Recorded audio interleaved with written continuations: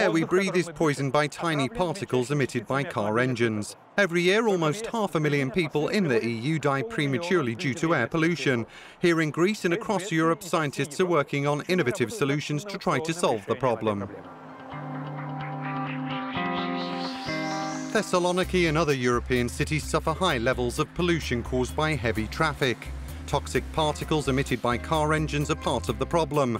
While new fuel-efficient vehicles produce less CO2, they also pump out more nanoparticles that are too tiny to count. Some of these cars, especially the diesel ones, and of course motorcycles, are very heavy polluters. They can emit very large quantities of extremely tiny particles, so tiny that they can't be measured with existing tools and methods. So for this reason, they aren't covered by the current regulations. Particles below 23 nanometers in diameter can get deep inside the lungs and enter the bloodstream. In the air, these particles react with other compounds. Harmful substances can attach themselves to the nanoparticles, aggravating heart and lung conditions. Researchers at the Aristotle University of Thessaloniki are working on a European research project called Down to 10. It seeks to recreate this process in the lab. As living creatures, we're suffering from the consequences of these chain reactions. So what we're working on here is to try to better understand it.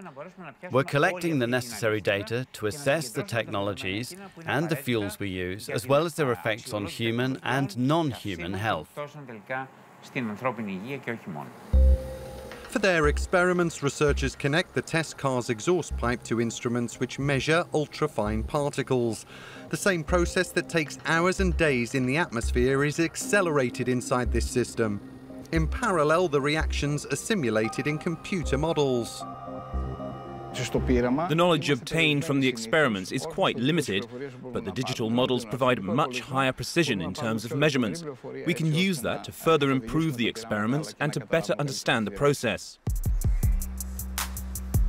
It's not possible to study car emissions for real by staying indoors, so the system has been designed to fit inside a car.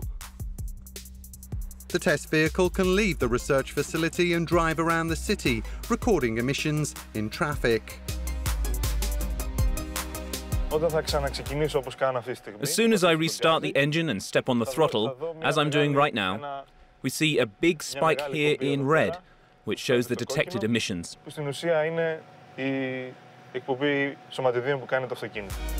The next step is to bring the technology to the market.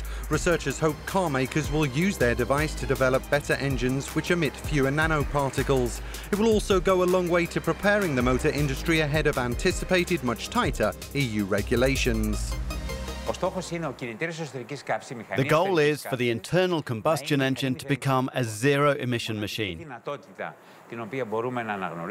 That's the only possibility for them to keep playing the role they're playing now. Otherwise, we'll have to get rid of them completely. We'll have to replace internal combustion engines with other engine types.